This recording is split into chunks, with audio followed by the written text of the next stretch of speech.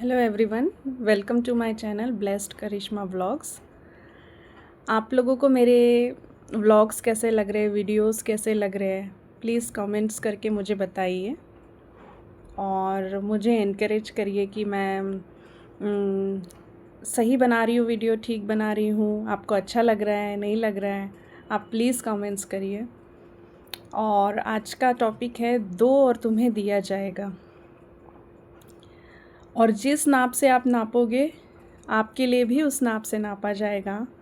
It means Bible कहती है, परमेश्वर का वचन कहता है कि दो और तुम्हें दिया जाएगा। क्या दिया जाएगा? जो भी आप देते हो, मतलब मैं सिर्फ बात पैसों की नहीं कर रही हूँ। आप रिस्पेक्ट दोगे, आपको रिस्पेक्ट मिलेगी। आप प्यार दोगे, आपको प्यार मिलेगा, है ना। आप दया दोगे, लोगों के लिए दया करोगे, आपके लिए भी दया करी जाएगी। आप माफ़ करोगे, जैसा मैंने पहले अपने व्लॉग्स में डिस्कस किया, बोला, तो वैसे ही आपको भी माफ़ किया जाएगा।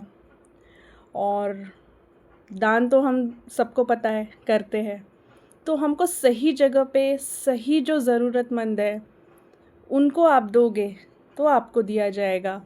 क्योंकि जब हम परमेश्वर के सिंहासन के सामने खड़े होंगे तो ये नहीं परमेश्वर देख के खुश होंगे कि आपने मंदिर में, मस्जिद में, चर्च में कितने डॉलर्स दिए, कितने पैसे दिए, कितने रुपीज़ दिए।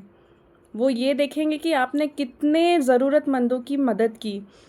और मैंने कहीं पढ़ा था, मदर टेरेसा का एक मैंने बुक पढ़ा था। उन्होंने कहा था कि अ, हमें लोगों के लिए कुछ अगर सच में करना है ना, तो हमें सेवा करनी है। और उनकी क्या ज़रूरत है ये हमें जानना है और उनके लिए वो करना है। क्योंकि it's not between you and them, it's between you and God. तो सभी कहते हैं, मैं प्रेमानंद महाराज जी को भी कहती हूँ, हर धर्म में एक एक चीज़ तो कॉमन है कि जो सिखाया जाता है।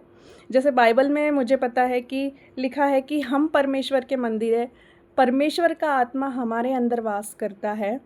और प्रेमानंद महाराज भी कहते हैं कि हर किसी के अंदर प्रभु है, हमारे प्रभु हर किसी के अंदर है। अगर आप मंदिर जाते हैं और पूजा करते हैं और बाहर निकल के फिर लोगों को परेशान करते हैं, है ना, दुख देते हैं, किसी भी तरह से दुख देते, मैं ऐसा नहीं कह रही हूँ कि आप किसी को मारे चिल्लाए तो ही दुख देना होता है।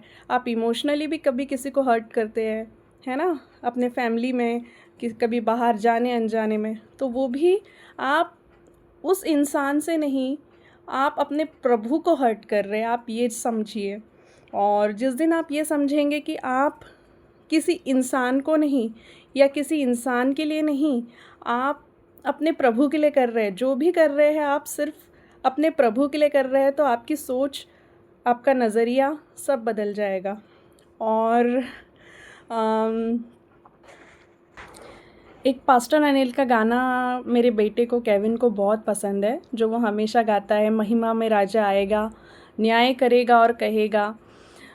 तो उसमें मतलब ये बताया गया है कि परमेश्वर के सिंहासन के सामने जब हम खड़े होंगे, जब हम जाएंगे अपना शरीर छोड़ के, तो वो हमसे ये नहीं पूछेगा कि वाह वाह तुमने बहुत अच्छा काम किया, तुमने बहुत अच्छी पोजीशन कमाई, तुमने बहुत अच्छा धन कमाया, बल्कि हमारे कर्मों का हिसाब किया जाएगा।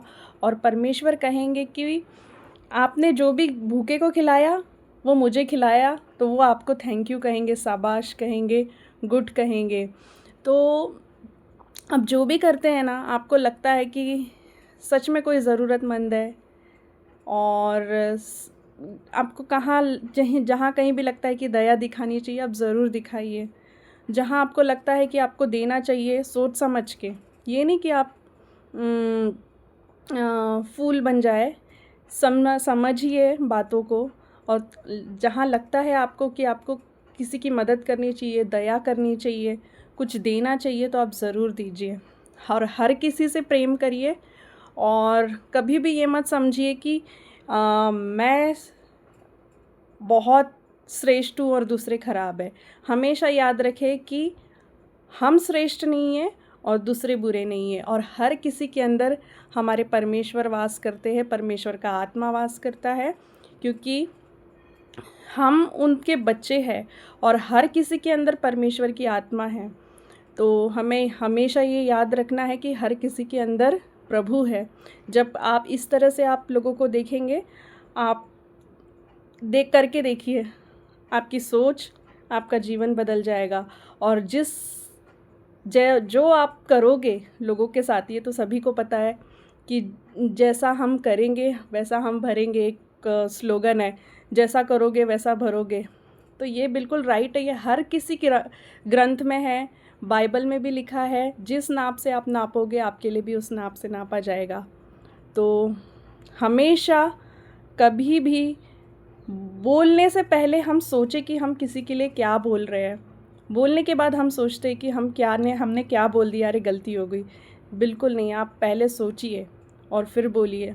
परमेश्वर से आप ज्ञान मांगिए कि हमें कब कहाँ क्या बोलना है। गलतियाँ सभी से होती है, लेकिन जब आप परमेश्वर की आज्ञाओं पे, परमेश्वर की राह पे चलेंगे, परमेश्वर आपको सब कुछ सिखाएंगे। और सबसे बड़ी बात, आप जिस दिन आप ये करना शुरू कर देंगे ना कि मैं श्रेष्ठ नहीं हूँ और दूसरे बुरे नहीं हैं, आपका जीवन बदल जाएगा। और दया करना सीखिए। परमेश्वर को दान नहीं, दया चाहिए। Thank you.